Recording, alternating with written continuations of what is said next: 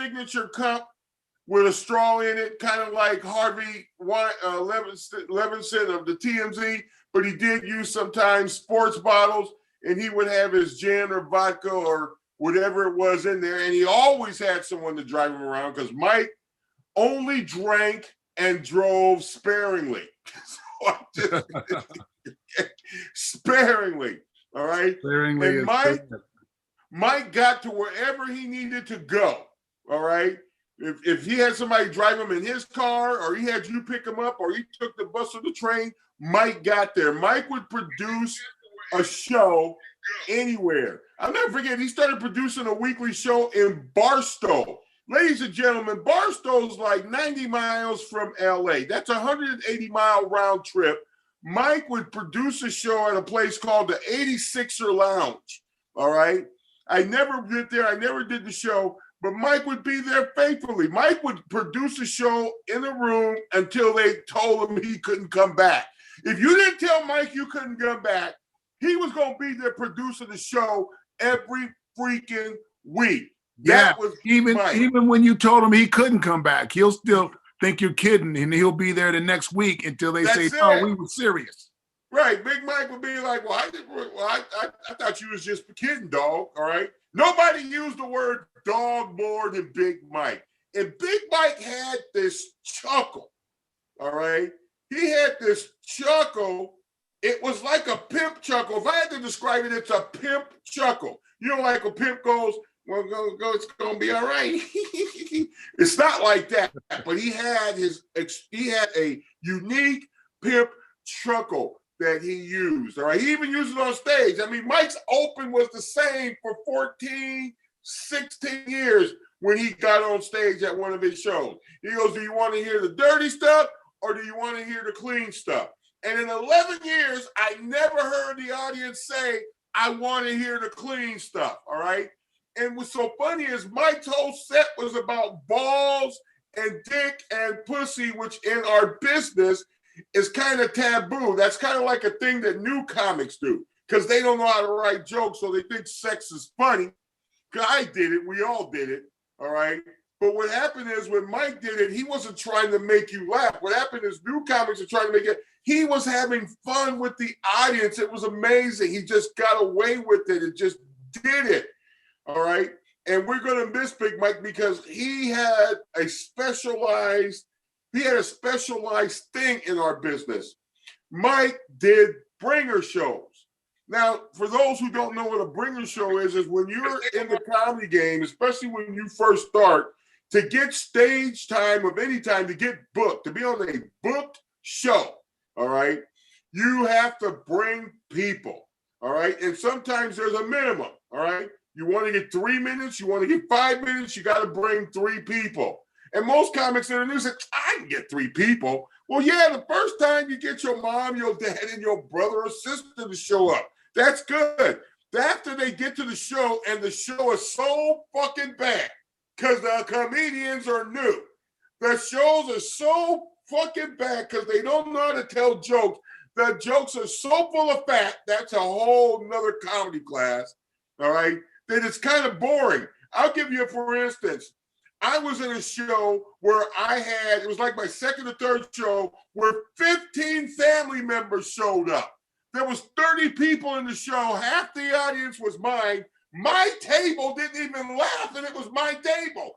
That rarely happens in a bringer show. You can see it being a bringer show and know who's family members on stage because that's the only fucking table laughing, or those are the only fucking people. My shit was so bad that my family didn't even laugh. And not only that, I found out later, like 4 years later, they got in the car and got on the phone and said, "Don't go see Grandpa. Don't go see Dad. He's lost it. He's not funny anymore. He's not the same motherfucker that we used to watch in the backyard when we were doing when he was talking shit about everybody." All right, that's what it was. So that was Big Mike's kind of genre in the business, ladies and gentlemen. That's what he did. That's what he did. He brought those people in. Gave them an opportunity at stage time, and he did shows in the major clubs in Los Angeles. So if you were a new comedian and you wanted to do comedy at the Comedy Store, you were going to get on stage with Big Mike, all right? Because Big Mike would have a weekly show. There was another guy that used to do that all the time back in the day, Brian Monarch. Brian Monarch used to do that. I did that. His shows was at the House of Blues before they tore it down. And he had at the House of Blues. They used to do LA Pizza and some other places. He put me on when I first started. And then there was another guy that used to do the shows like that all the time, Matt Taylor. All right?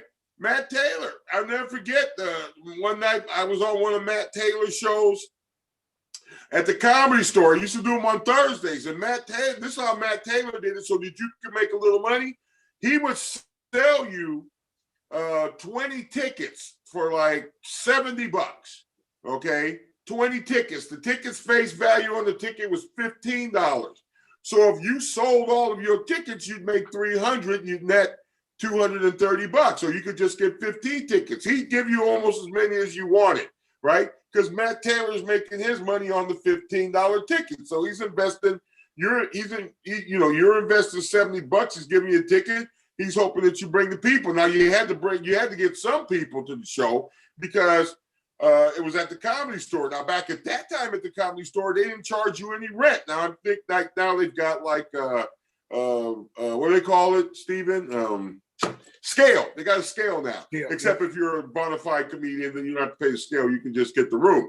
All right. So at the Comedy Store, as a comedian, they had an open date. You could get that date. You could put on your own show at the Comedy Store, right? They let you park in the back with the Comedy Store regulars that night. They put you up on the billboard, all that shit. So that's what it was with Matt Taylor. I remember one night I was on that show, and then Big Mike was on Big Mike's show. That's what Big Mike brought. He gave new comedians an opportunity to perform in comedy clubs, which they will not be able to perform in, because there's a whole process to get to that in the comedy world.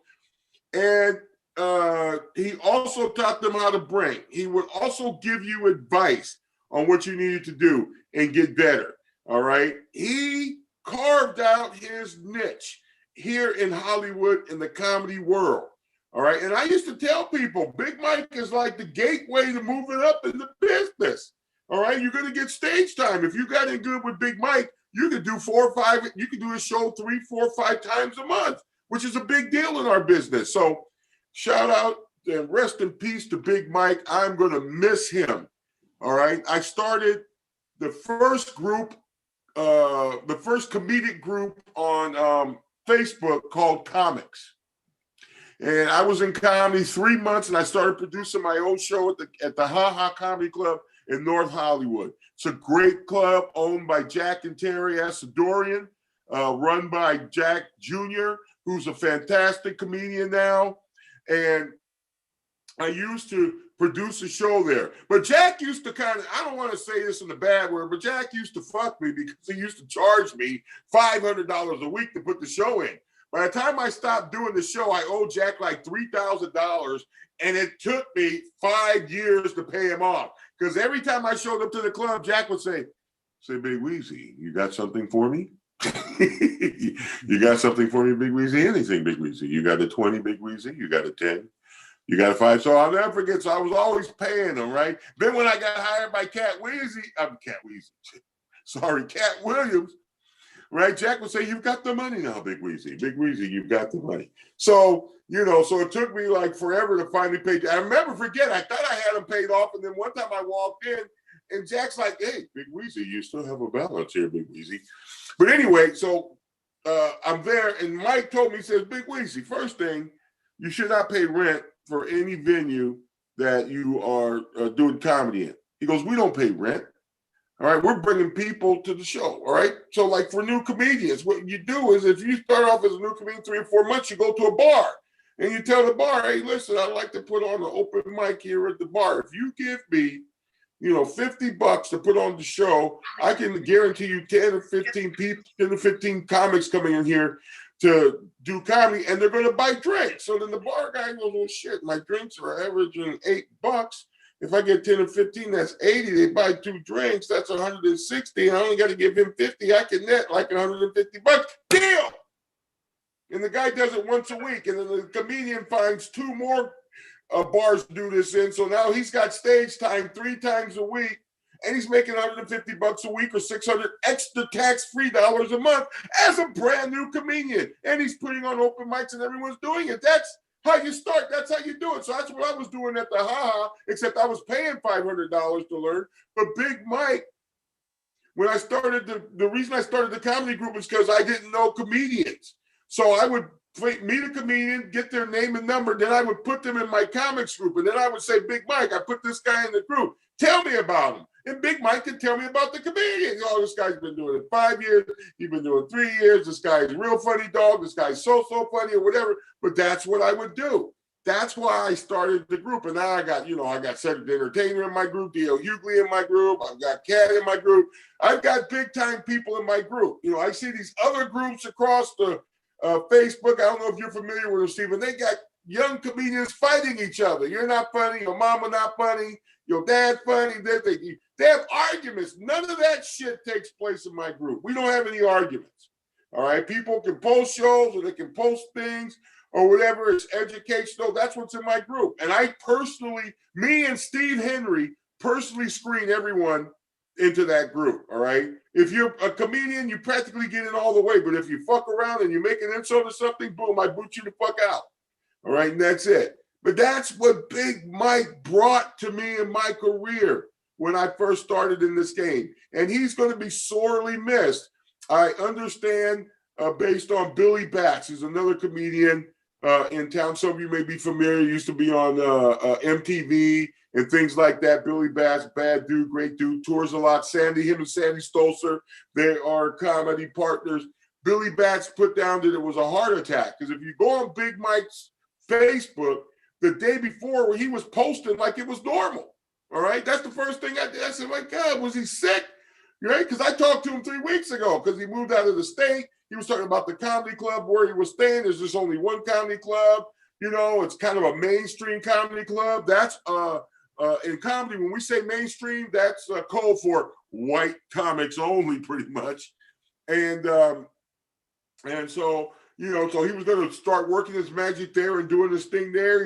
We were talking about, he just rented a 2-bedroom apartment, and he was saying, I don't know how I rented a 2-bedroom apartment on my credit, Big Weezy.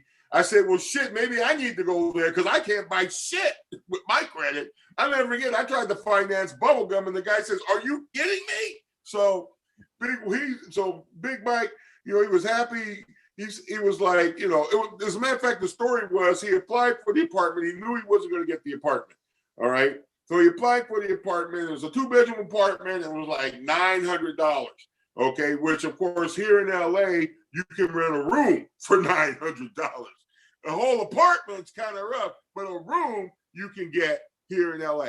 So Big Mike, he's telling me about the apartment, and he's telling me how he got in. He goes, Big Weezy, I applied and everything. The lady calls back. She goes, listen, there's a little bit of a problem with your credit.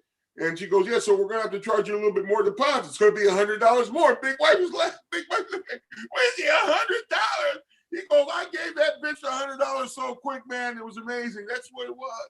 All right. And he had been divorced for a couple of years now, maybe 3 years. He had found a girl. He was happy and all that kind of thing. So this is really, for as far as I'm concerned, I was devastated when I heard the news. This is a loss that creates a big void here in Hollywood. Someone will fill that void, but there will never, ever be another Big Mike. These are the type of people who help you on your way up. And you never forget these type of people, because Big Mike knew that how important what he did was.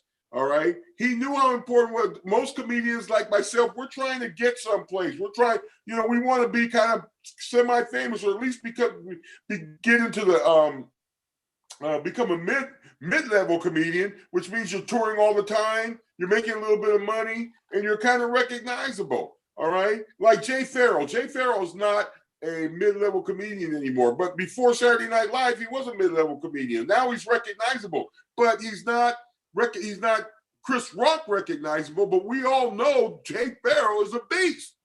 All right. This man with his impressions is a beast. Like Ari Spears, he's a beast. These people are beasts, but the average person doesn't recognize them unless they're extremely into comedy. Well, Jay Farrell is, Hell, he was just on the Super Bowl commercial.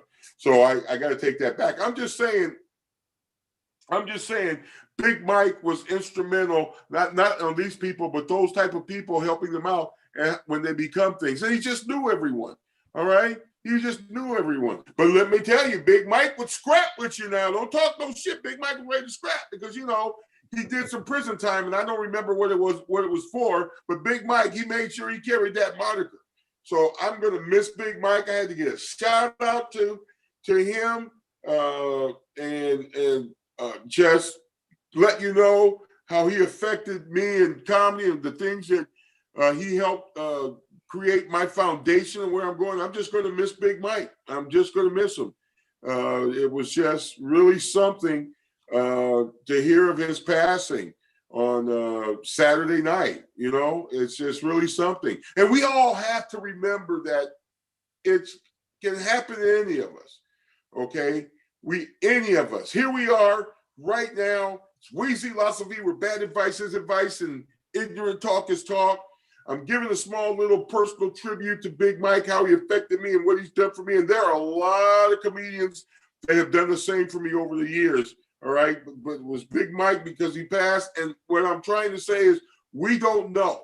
We don't know when it's going to be our last day. Big Mike on Friday was posting on Facebook, and it was all good. All right. Let's be kind to each other. Let's treat each other with respect. Whoop that ass when you got to whoop that ass. Don't get it twisted. Sometimes you got to whoop that ass. All right. But I'm just saying, let's be kind. Let's be nice. We never know when we're going to see somebody for the last time. Let's cherish everything.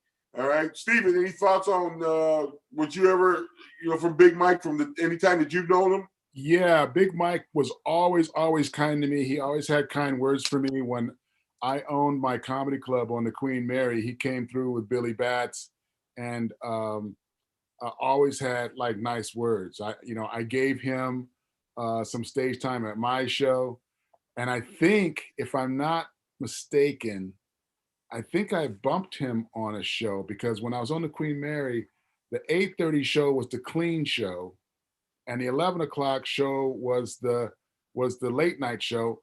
And I was very, very, very strict on it. Very strict. A lot of people come in, they try to be the comedian that's going to bust your balls and be like, yeah, your rules. Comics are born to break rules. So who the hell are you? I'm funny, whatever. But they don't realize that there is a business side to comedy. And when I went on the Queen Mary to offer my comedy club, I had already owned a comedy club in New York for 3 years. Right. So when I came to Long Beach for the Queen Mary, the reason why they did the deal with me, because my corporate structure and my pitch was very tight, and my contract had all these terms and conditions in it. And that's only because I knew how comics behave and I knew how they act. And one of the things they told me, they were like, we tried to do comedy here before, but the comics run amok. They run over the ship. They break the rules. They do the stuff. How do we know your club isn't going to run like, all these other yahoos been coming in here trying to do shows and then are a bunch of crazy? I go, because I'm from New York. I'm tight. And, I'll put a dude in a headlock. I mean, I'm still 6'1", 245. And, I'm from the streets. So I think I can handle them. So my contract with the Queen Mary for my comedy club was full of terms and conditions and all kinds of things relating to the. So then you had a Michael Vick contract with the Queen Mary. Yeah. Right? You had what was that guy that beat his wife in the elevator, played for the Ravens? Anderson, or that was Anderson. Or what was his name? No, not Anderson. Right? It wasn't Rice, but I can't remember because I didn't research it for the show. But you had that type of. I had that type of contract, right? You had the professional had the personal conduct. Yes. But I said, listen, listen, I'm dealing with men need to have in their prenup with their wives. Yeah. All right. So I told him, I said, I have terms and conditions. I will police my comedians, but because I know LA comics are really crazy and they're gonna like do what they want, you got to give me, I'm putting in the contract a 30-day right to cure, which means you have to give me a chance to cure the situation and not just Yes. kick me off the ship because, you know, one comic breached the terms. You got to allow me to, you know, have a disciplinary action Yes. so that you know that I am in you know, compliance with the terms and conditions. So they're like, okay, cool, Yes. we'll do that. So Yes. Mike came in when I think with Billy Bats and oh no, it wasn't against Mike, it was against Billy Bats. Oh, So yeah. Billy Bats Well, came. you know, Billy Bats was a heavy drinker back then. Yeah. So Billy Bats, you know, I ran the rules down, you know, no blue language, no cussing, you know, no this, no that for the first show because, you know, we advertise it as a family show and people have Right. brought their kids into the show.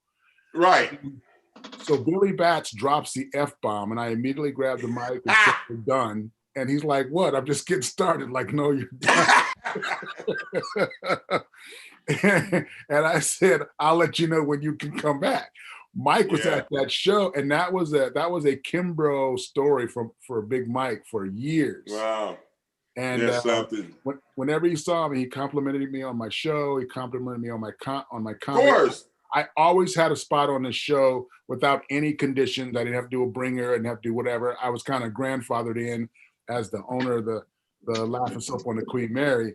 But I remember him sharing that story about me, like just snatching the mic from Billy Bats because he dropped right early show. Right. And he, oh my God, he like really was impressed with that. You know, it's like, Dave Carter. What's happening, gentlemen? It's so How good. How you doing, sir?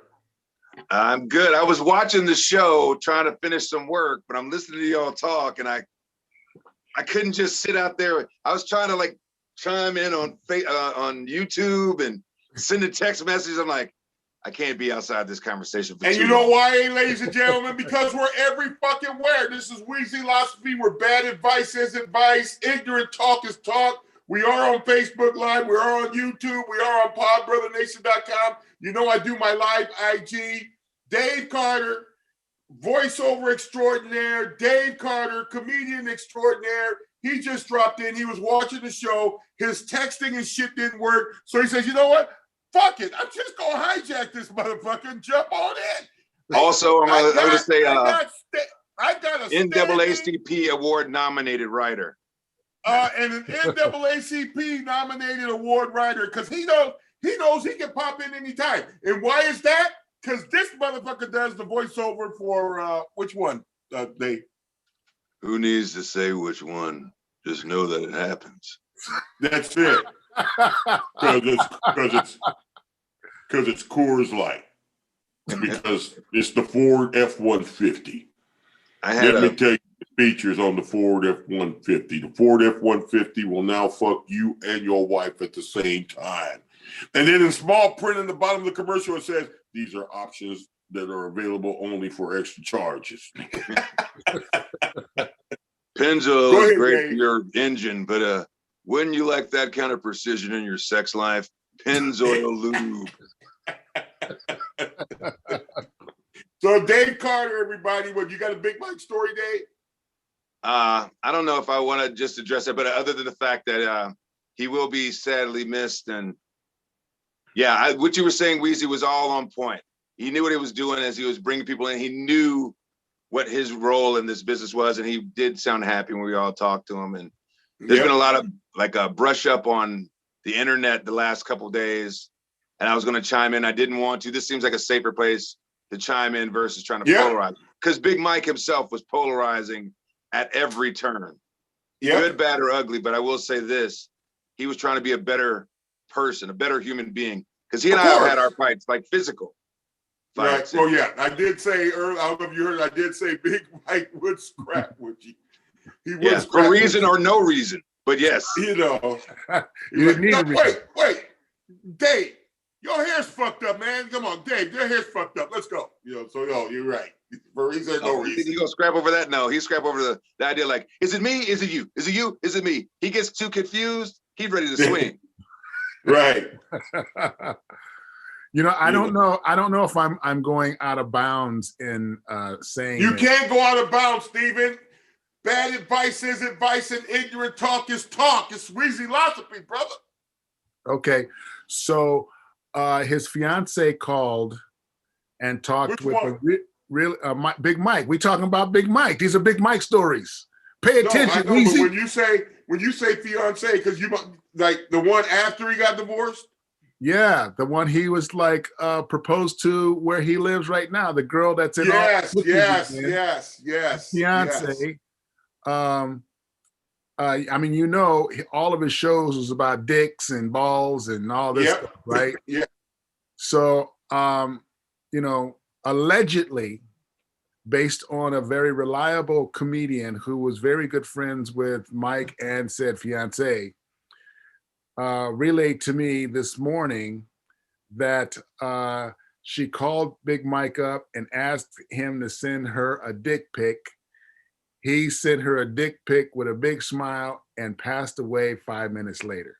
Wow. Now, allegedly, he went with a smile on his face after, rocking the dick pic. So I big ups to Big Mike on the way out. And I mean, that's kind of like how I want to go. I want to go with like a big fat sexual pleasure, big smile, and then all of a sudden I just like keel over, and then she got to push me off and call 911. That's kind of well. But do you want her to see you take a shit though? You don't need her to see you take a dump. I'm happy. Big old poop. Do you actually know what would happen? That first thing, I would be like impeached like Donald Trump after being in office. All right. I'm pleasuring, I'm doing my thing. I keel over, have a heart attack on top of this bitch. Then I kill her because I'm too heavy, because she can't move. And they want to hit me with murder one because the sex was playing. That's the type of bullshit. I think there was a movie about that. There was just a movie about that last year. Yeah, but that guy, we want to prosecute people, like shoot Trump. But no, it was no. So like we said, we're gonna miss Big Mike, and I'm gonna miss him. And it was great to talk about a little bit tonight. And but now I'm gonna switch it up. Let's talk about Yuri Andrade Day, I think it's pronounced. The motherfucker that ran out on the Super Bowl with 5 minutes and a few seconds left in the game, wearing a pink onesie and shorts. And he now holds the record for yards streaked in a Super Bowl, ladies and gentlemen. Now, best play of the second half. In the second, now, the problem is that I don't think nobody was prepared for this shit, so there was not a prop bet available in Las Vegas on this motherfucker. All right? Because if there was, there will be next year. I guarantee you that. It's going to be like, what quarter will a motherfucker streak? Now, I grew up, all right? I grew up where streaking was the shit. Okay, there was a streaker like once a week when I grew up. All right, in the 70s, all right, there was two things that you could guarantee during a big game in the 70s. A motherfucker was going to streak, and that Negro that wore the psychedelic rainbow afro would be sitting behind one of the goalposts or somewhere in a championship game, holding up the sign saying John 3:16. Those two things in the 70s was guaranteed at the sporting event. All right. It could be Wimbledon, all right, where Billie Jean King is kicking ass, about to win her 175th Wimbledon title. All right.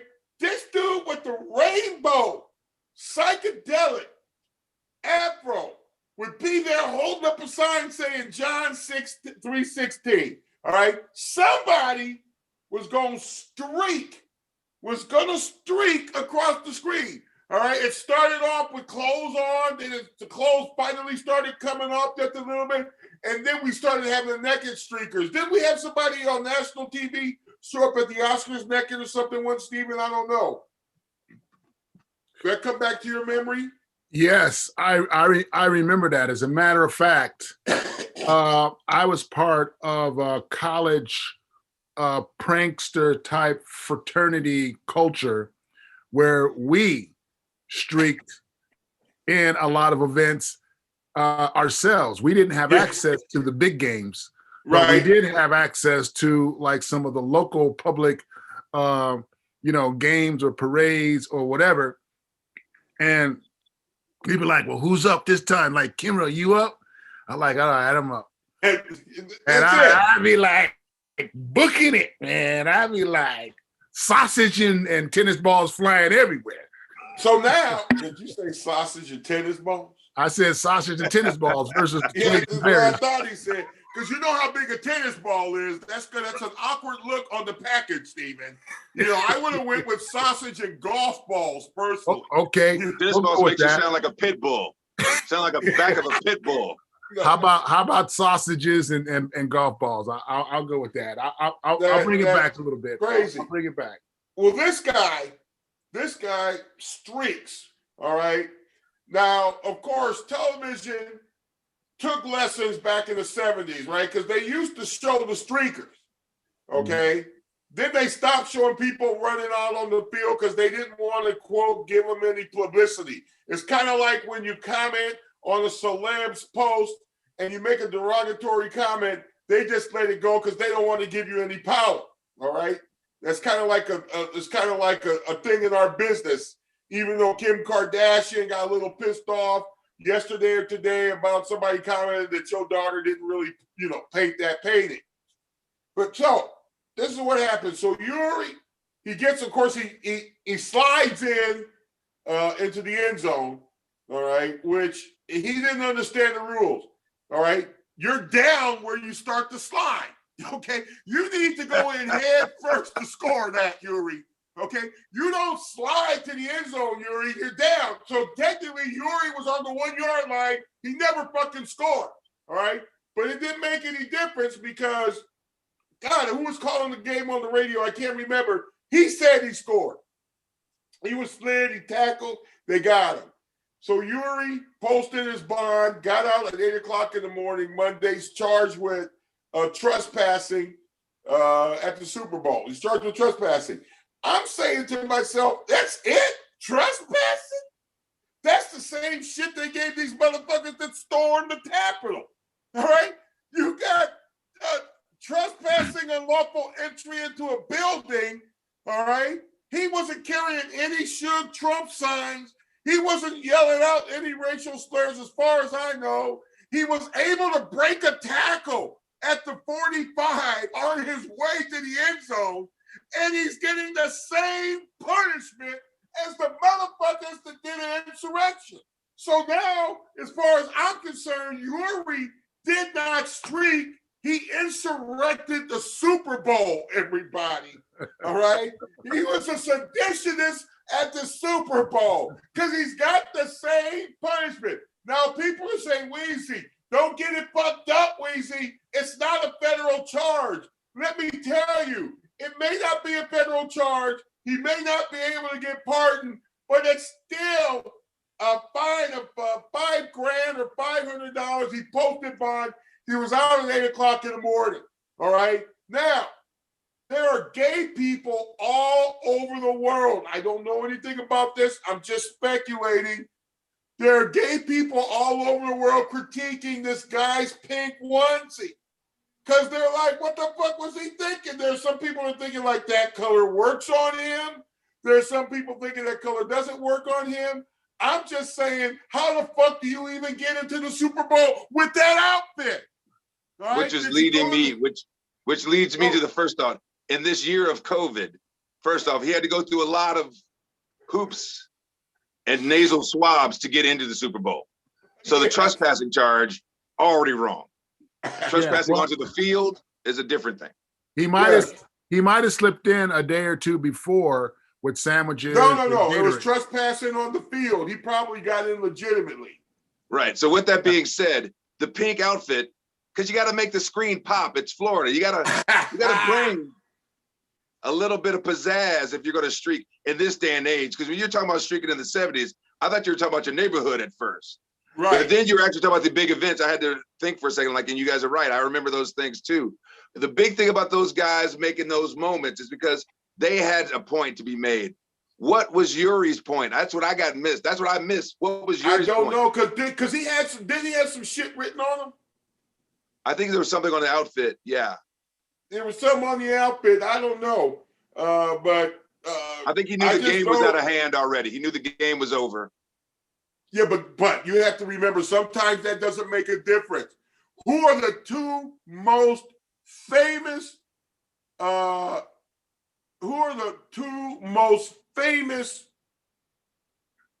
streakers? And I don't know if we can call them streakers or not. Janet Jackson. Huh? Janet Jackson. No. I know that's not what I'm getting to. Hold on, Dave. I remember when I first saw it, I was still young. I think I was like 15, 16 years old when I saw it. All right.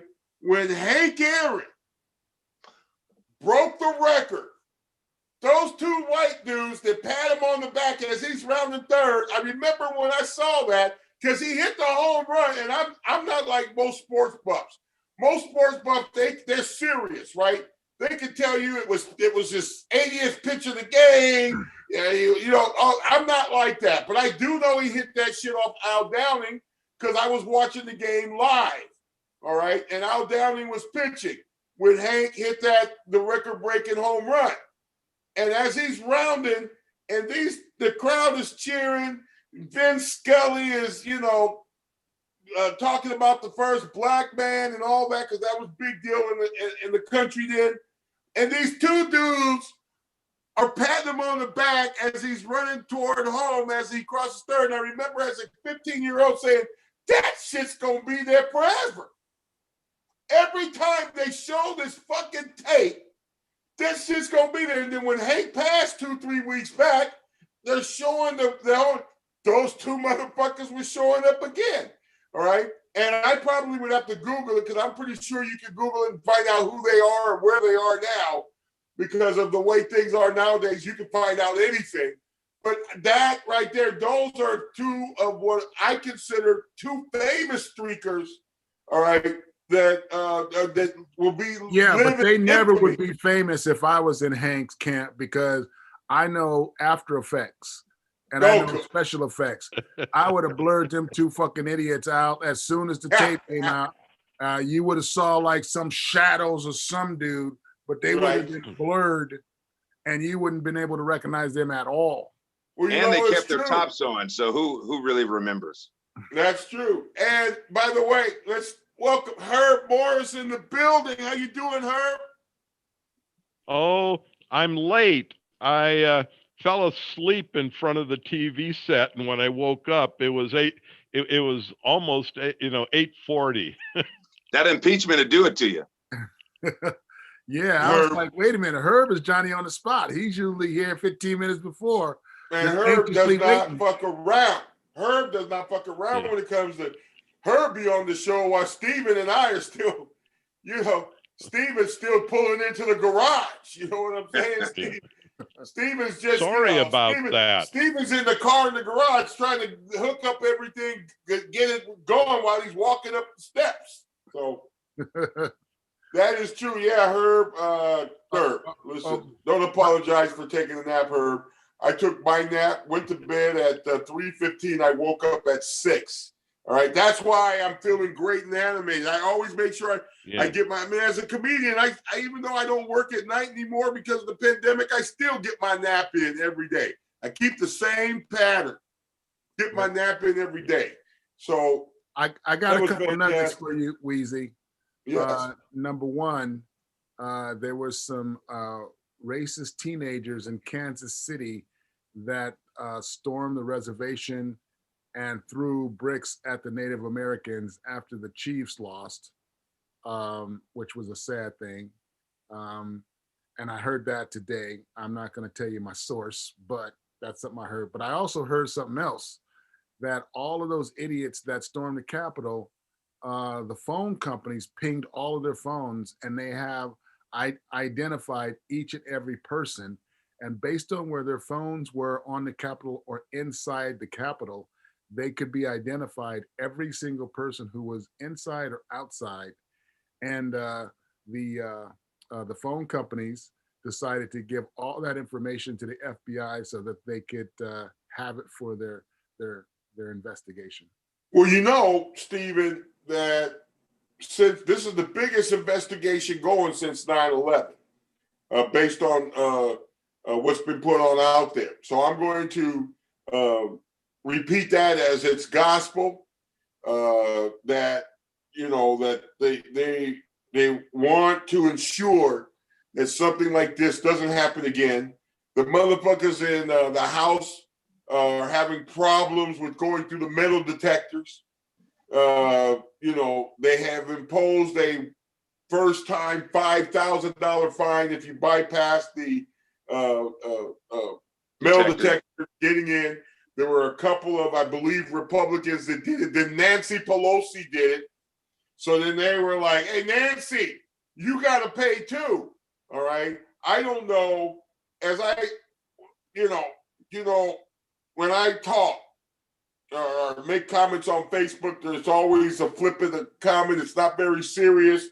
Someone posted, Brenda from Sauce in the City posted on Facebook, what did you learn in the last 4 years? Or has your life changed in the last 4 years? And my life's the same. I'm not a millionaire. See, we got millionaires battling over our lives in Washington, okay?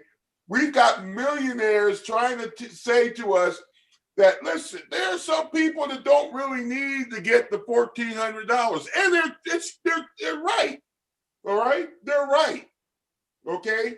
But while they're busy battling that, the people that do need the money is not getting the money, all right? Now, I'm not going to lie to you. I'm personally looking forward to the money, okay? When Shook Trump on a Sunday night on that holiday weekend signed the package that was passed and we were all getting $600, he signed it on a Sunday night. And on that Wednesday at 10:08 in the morning, my 600 hit my account, all right? Because I am a direct deposit recipient. So now, because it was much quicker than the first 1,200, I'm looking forward to my 14. They're talking the middle of March now, which means I have to put on hold my 9-foot by 15-foot green screen along with the thing that holds it up, right? Because I'm going to get like the sandbags and the clips, right? $65, but it's coming out of my economic impact payment check, which is going to be direct deposited in my account, hopefully 4 or 5 days after Biden signs it. But they're haggling over whether or not rich people are going to get 14. They want to cut it off at 200 grand. If you're making 200 grand, you don't need 14 fucking $100. If you live in LA, you do. I'm sorry, Dave. Let me rephrase that. Thank you. Matter of fact, It's not me. I'm not making that money, but I'm just saying. In my Dave Carter voice, you're absolutely right, Dave. There isn't in LA. You wouldn't need it in LA. You live in LA, Weezy.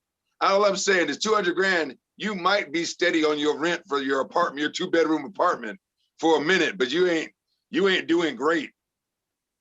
Well, you know what? You're absolutely right. Because 1,400 gets you. You weren't here at the beginning of the show. And we were talking about rents, Dave. 1,400 will get you a 1-bedroom in Compton, or a bedroom in West Hills, or a bathroom in Beverly Hills. Yeah, that's it. That's all it gets. That's what 1,400 is going to get you. That's what it's going to get you in LA. All right. And I get pissed off when people like my ex will be talking about, well, you don't pay no rent. What do you mean I don't pay no rent? What do you mean? Because my mama happens to own the house and make enough money her retirement funds that come and happen to cover the mortgage, that's not my fault, okay? Because that's the way it works in our family. See, when you turn 18, you pay rent, all right? When you leave the house, you pay rent. If you get in trouble and got to come back home, you don't pay rent. You stack your chips and get back out there. That's how the shit works. Why do you pay at 18? Because you got to learn responsibility, all right? Now, I take care of my mom all the time, 24/7. Yeah, I have someone come and relieve me a couple of times a week for 5 hours a day so I can go out and take care of my own business, but I'm here the whole time, all right? So like my brother and I discussed, man, my brother says there's no way in hell we take any money from you, okay? So don't be pissed at me because I got this situation, all right? Don't be pissed at me because I got this situation, because if my mom passes suddenly, all right, I got to cover this whole nut after that.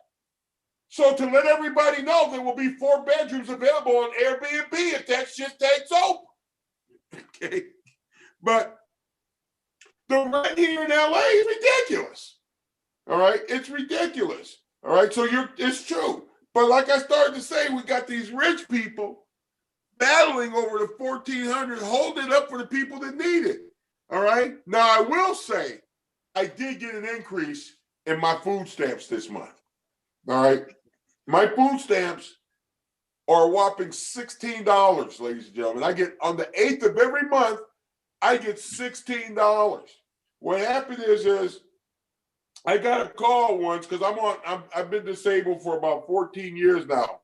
When I was, I'm officially disabled. People say, what's officially? Well, the federal government sends me a stipend every month, and I get a blue placard for handicap. All right. So they told me, you know what, you may qualify for food stamps. I'm like, well, you know what? I can take some help with some groceries. So I fill it out and I qualified for $16. Okay. I didn't bitch about it. I get my $16 every month on the 8th. Then Biden gets in office. He signs a deal where we all get more help with our food stamps. And lo and behold, he kept his promise. I woke up yesterday morning. I got $22 for food stamps instead of 16. So 24%, 25% increase, ladies and gentlemen. I was happy with that percentage-wise, disappointed with it monetarily. Okay.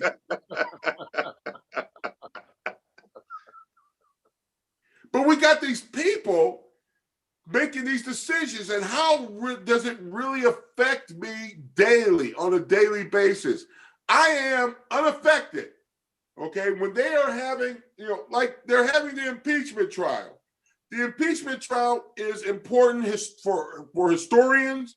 It's important for what happened, what the president, excuse me, is accused of inciting an insurrection.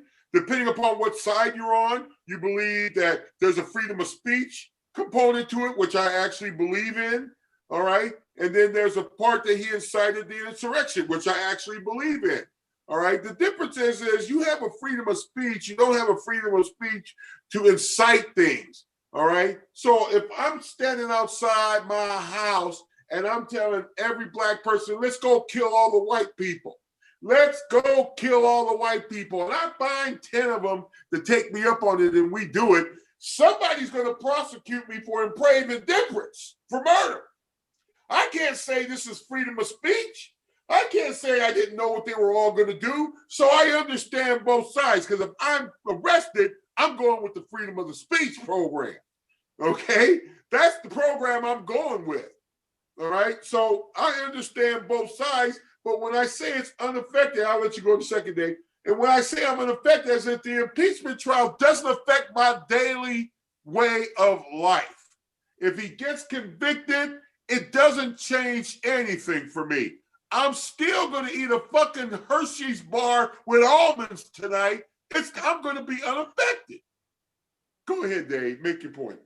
I'm thinking about the idea of all the people, all the insurrectionists, and the idea of these last 4 years. A lot of people lost their minds and showed their true colors. And the whole idea is like, it's like the day after the purge, that insurrection. How do you go back to work the day after the purge and act like everything is fine? After they found out that it didn't go their way, they all went home. It's like, how do you show up like, hey, Weezy, I know things have been a little different the last 3-4 years, but we're cool, right?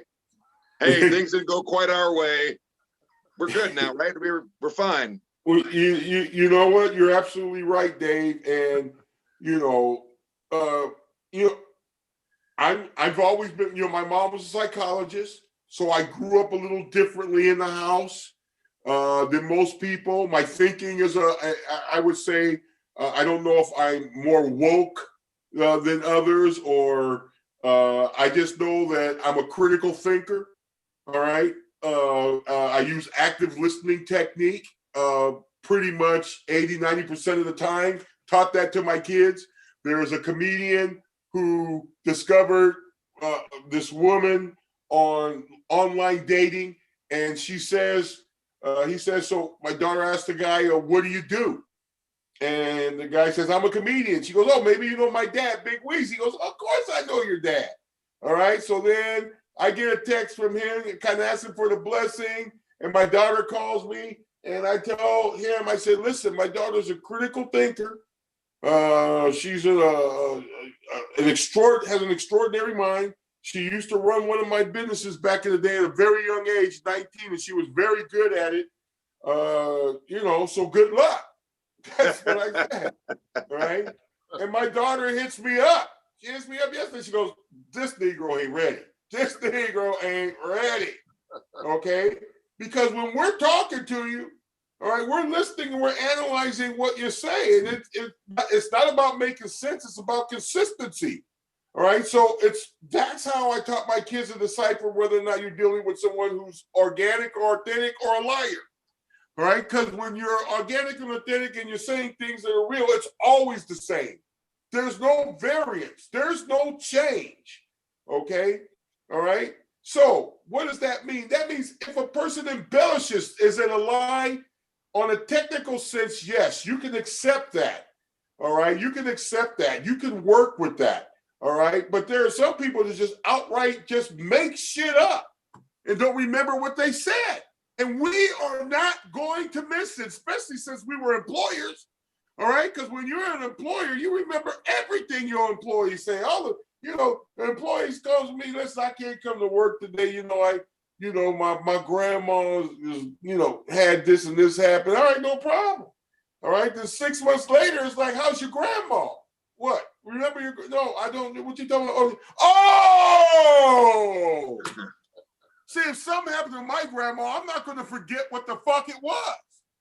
All right? If I told you my grandma had a cough and 6 months go by and I say, how's your grandma? I'm going to say, oh, that cough is good. Okay? But if I'm lying to you, I'm not going to remember. So that's how I raise my kids. That's how they think. And my daughter was like, he's not ready. Because they were talking about, she was talking about marriage and he was saying, I'm not sure if I'm going to get married. And that's not how we grow up. Everybody we fucking date, it's about marriage. All right? If I see you, all right, and I decide I want to take you out, I've already decided in my mind you are a possible future wife. The dating is the interview process, motherfucker. All right? For you and me. Because I might decide you're it and you may decide